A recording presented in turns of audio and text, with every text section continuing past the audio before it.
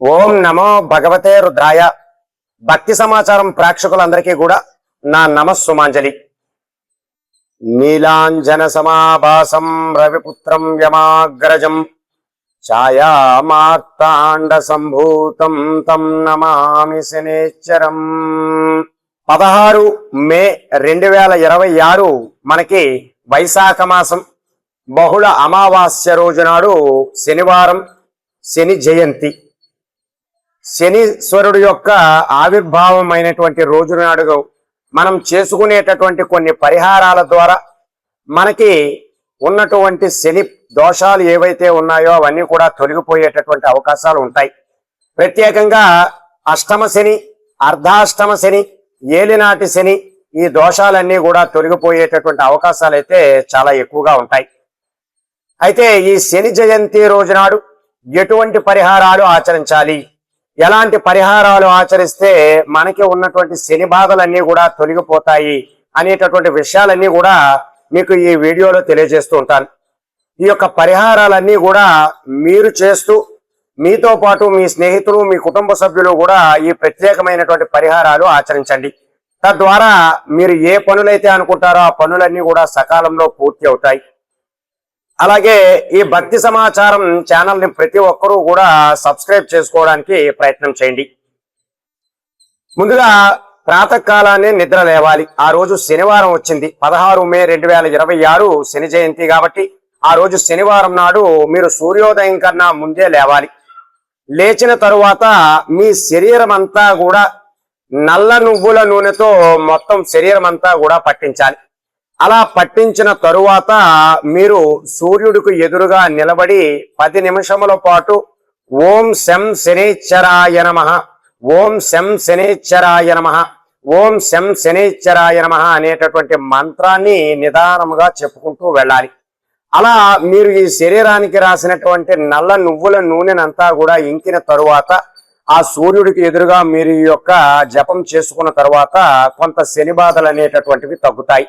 అలాగే మీరు కోరుకున్నటువంటి పనులన్నీ కూడా పూర్తి అవుతాయి. మీరిక తలస్నానము చేసిన తరువాత మీ గృహములో మీరు నల్ల నువ్వుల నూనెతో దీపారాధన అనేటటువంటిది చేయాలి. అలా చేసిన తరువాత మీరు దగ్గరలో ఉన్నటువంటి శివాలయం వద్దకు వెళ్ళాలి. అక్కడ ఉన్నటువంటి నవగ్రహ దేవతల చుట్టూ 27 సార్లు ప్రదక్షిణా నమస్కారములు అనేటటువంటివి చేయాలి. చేసిన తరువాత శనేశ్వరుడికి నల్ల నువ్వుల నూనెతో తైలాభిషేకాన్ని జరిపించాలి. అలాగే స్వామి వారికి ప్రత్యేకముగా నల్ల జీడిపిక్క, నల్లటి మేకు, నల్లటి వస్త్రాన్ని అక్కడ సమర్పించాలి. అలాగే శంకు పువ్వులతో అంటే నీలం రంగు ఉన్నటువంటి పువ్వులతో స్వామి వారికి అర్చన చేయాలి. అక్కడ కూడా మీరు నల్ల నువ్వుల నూనెతో దీపారాధన అనేటటువంటిది చేయాలి. ఆ నల్ల నువ్వుల నూనెలో మీరు కొద్దిపాటి నల్ల నువ్వులను వేసి 2 ఒత్తులను విడివిడిగా వేసి ఆ 2 ఒత్తులను కూడా మీరు దీపారాధన అనేటటువంటిది ఆ నవగ్రహాల దగ్గర శనేశ్వరుడి దగ్గర దీపారాధన అనేటటువంటిది చేసుకోవాలి. ఇక ప్రత్యేకముగా మేషరాశి వారు, సింహరాశి వారు, ధనస్సు రాశి వారు, కుంభరాశి వారు, మీనరాశి వారు, ఈ 5 రాసుల వారు కూడా ఖచ్చితంగా శని ప్రభావం అనేటటువంటిది ఉన్నది కావున ఈ రాసుల వారు శనికి తైలాభిషేకం అనేటటువంటిది జరిపించుకోవాలి. అయితే ప్రధానముగా అష్టమ శని, అర్ధాష్టమ శని, ఏలిన నాటి శని, అలాగే 7.5 ఈ దోషాలన్నీ కూడా తొలగిపోయి శని యొక్క అనుగ్రహం అనేటటువంటిది మీకు ఖచ్చితంగా కలుగుతుంది. ఈ శని ప్రభావం తగ్గించుకోవడానికే ఈ శనేశ్వరుడికి మనం తైలాభిషేకం అనేటటువంటిది కూడా జరుపుతూ ఉంటాం. ఇక ఆ నవగ్రహాల చుట్టూ మీరు 9 లేదా 11 లేదా 21 లేదా 27 సార్లు ప్రదక్షిణా నమస్కారములు చేసుకోవాలి. అలాగే ఈ యొక్క 5 రాసుల వారు కూడా ఖచ్చితంగా మీరు ఈ యొక్క శనికి తైలాభిషేకం అనేటటువంటిది జరిపించుకోవాలి. అలాగే మీరు ఒక ఇనప పాత్ర, ఒక చిన్న ఇనప పాత్రను తీసుకుని దానిలో నువ్వుల నూనెను వేసి దానిలో మీరు మొహాన్ని చూసుకుని ఆ పాత్రను దగ్గరలో ఉన్నటువంటి బ్రాహ్మణులు ఎవరైనా వారికి దానం చేయాలి.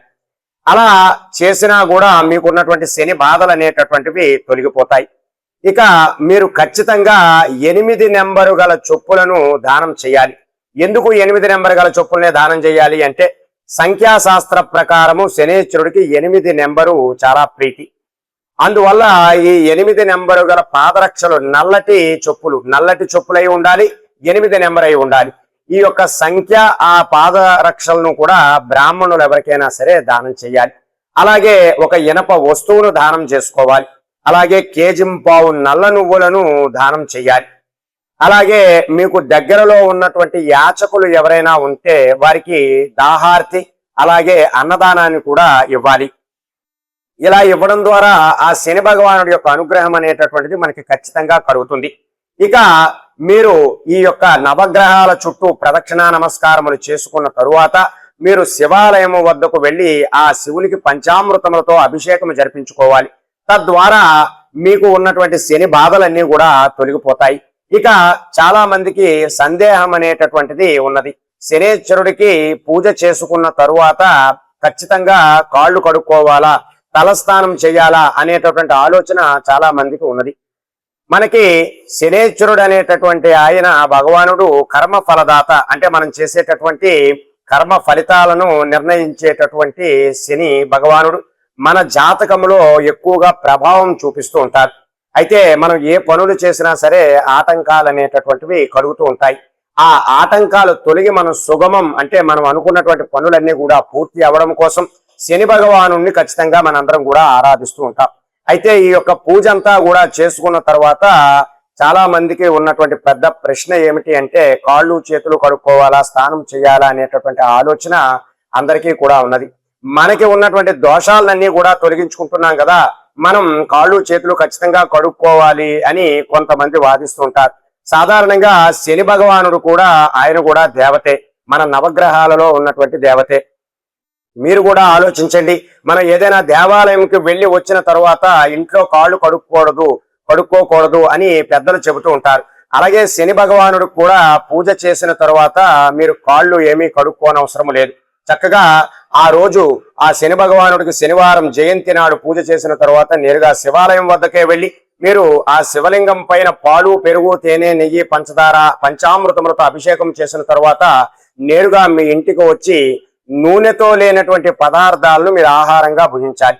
కాబట్టి ఈ యొక్క పరిహారాలు చేసుకోవడం ద్వారా మీకున్నటువంటి శని బాధలు అనేటటువంటివి అన్ని కూడా తొలగిపోతాయి. ఇక ప్రత్యేకముగా శని జయంతి రోజు నాడు సాయంత్రం ఈ ప్రత్యేకమైనటువంటి పరిహారాన్ని ఆచరించండి. ఆవాల నూనెను తీసుకుని ఆవాల నూనెను ఒక మట్టి ప్రమిదలో వేసి మీకు దగ్గరలో ఉన్నటువంటి రావి చెట్టు వద్ద ఈ దీపారాధన చేసిన తరువాత మీరు 9 ప్రదక్షిణా నమస్కారములు చేయాలి.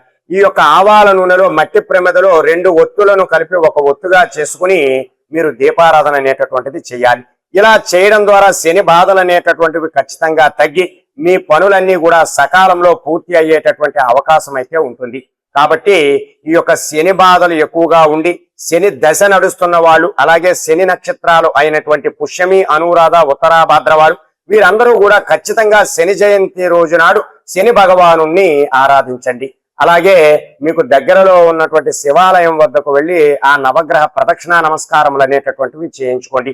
మీకున్నటువంటి దోషాలు తొలగిపోవడానికి అక్కడ ఉన్నటువంటి పురోహితుల చేత గాని, బ్రాహ్మణుల చేత గాని శనికి ఉన్నటువంటి పరిహారాలన్నీ కూడా శాస్త్రోక్తంగా చేయించి మీకున్నటువంటి శని బాధలు తగ్గించుకోవడానికి ప్రయత్నం చేయండి. సర్వే జనా సుఖినో భవంతు. శుభం.